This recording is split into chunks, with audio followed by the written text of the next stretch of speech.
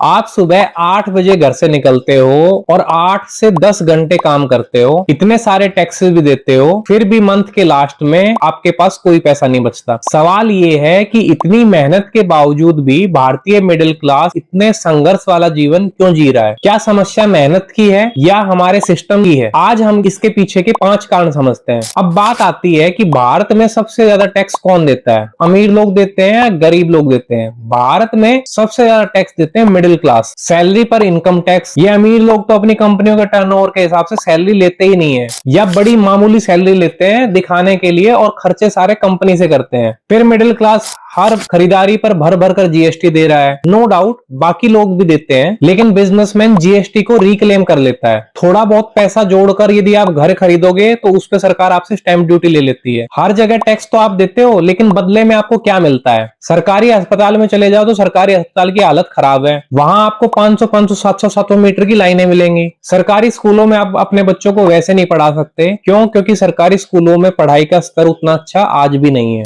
सड़कों पर इतनी ट्रैफिक की समस्या है कि आपकी गाड़ी का भर भर कर पेट्रोल जलता है। मिडिल क्लास टैक्स भी देता है, लेकिन उसको सारी सुविधाएं प्राइवेट कंपनियों से या प्राइवेट ऑर्गेनाइजेशन से खरीदनी पड़ती हैं। दूसरा है, सैलरी की ग्रोथ भी मिडिल क्लास की धीमी है। जिस दर से महंगाई बढ़ रही है उस दर से लोगों की तनख्वाह नहीं बढ़ रही। आप खुद सोचो, आज से 10 साल पहले किसी को घर खरीदना होता था तो कितने रुपए मिलता था, और आज किसी को घर खरीदना तो कितने रुपए में मिलता है? क्या जो 10 साल पहले सैलरी मिलती थी उसमें घर खरीदना और आज जो सैलरी मिलती है उसमें घर खरीदना जमीन आसमान का अंतर नहीं है? क्या आज घर खरीदना और ज्यादा कठिन नहीं हो गया है? फिर आप बेशक बच्चों की पढ़ाई देख लो, रोजमर्रा के खर्चे देख लो, मेडिकल जो आप इंश्योरेंस करवाते हो उनके खर्चे देख लो। आपकी तनख्वाह में आपका महीना भी नहीं चलता और महीने के अंत में आपके पास कुछ बचता नहीं है ज्यादातर लोगों के पास। जो सरकारी और प्राइवेट कर्मचारी पहले 5 से 10 साल की तनख्वाह में या मेहनत में अपने लिए घर खरीद लेता था, आज वह 25 से 30 साल की मेहनत में घर खरीद पाता है। अब क्या है, बैंक आपको हर चीज ईएमआई पर दिलवाने के लिए तैयार बैठा है। क्यों? बैंक को आपको रियल पैसा तो देना नहीं होता।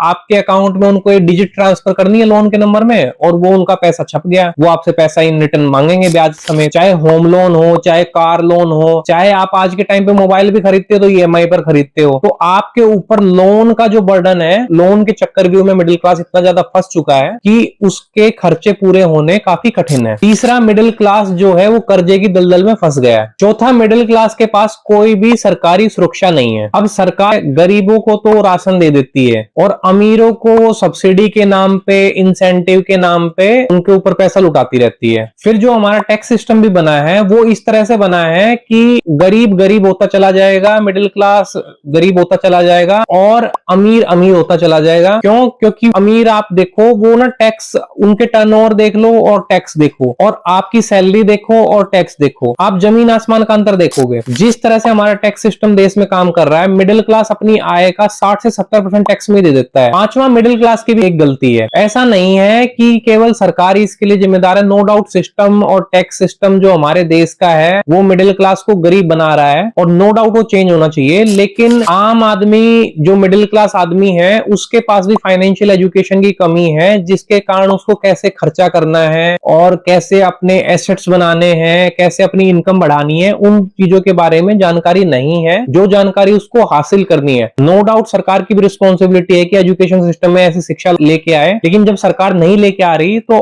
आम आदमी को ही आगे बढ़कर ये फाइनेंशियल एजुकेशन सीखनी चाहिए, जो कि यूट्यूब पे भरी पड़ी है। आप किसी भी सोशल मीडिया प्लेटफॉर्म पे सर्च करोगे तो आपको मिल जाएंगे। आज के टाइम पे एआई के भी जितने सारे ये प्लेटफॉर्म्स आए हुए हैं, ये भी आपको फाइनेंशियल एजुकेशन की टिप्स या जानकारी दे सकते हैं। अधिकतर जो मिडिल क्लास लोग हैं वो सैलरी पर ही डिपेंडेंट हो गए हैं। उनको निवेश के बारे में जानकारी नहीं है कि कहां से निवेश कैसे करना है। अब असली सवाल ये है कि क्या मिडिल क्लास ऐसे ही संघर्ष करता रहेगा या मिडिल क्लास की लाइफ में कोई चेंजेस आएंगे? क्या सिस्टम सुधरेगा? क्या सरकार इसके ऊपर कुछ एक्शन लेगी? इस वीडियो को आप शेयर करो यदि आपके लिंक में, रिलेशंस में ऐसे लोग हैं जो गवर्नमेंट से जुड़े हुए हैं, अच्छी पोस्ट पे हैं या पॉलिटिकल लोग हैं, ताकि वो लोग मेरी बातों को समझ पाएं और कैसे हमारा मिडिल क्लास के लिए टैक्स सिस्टम कम हो सकता है, बाहर मिडिल क्लास का कैसे कम हो सकता है, या मिडिल क्लास के लिए क्या सुख सुविधाएं सरकार दे सकती है। इसके अतिरिक्त जो फाइनेंशियल एजुकेशन है वो भी कैसे हमारी एजुकेशन नीतियों में लागू करवानी है, ये सब चीजें पॉसिबल हो तो इस वीडियो को ज्यादा से ज्यादा शेयर करें। आपको पसंद आई हो तो वीडियो को लाइक जरूर करना, और इस तरह की अन्य वीडियो के लिए मेरे को फॉलो करना, ताकि हम सब मिलकर एक सवाल पूछ सकें कि क्या मेहनत करने वाले ये मिडिल क्लास लोग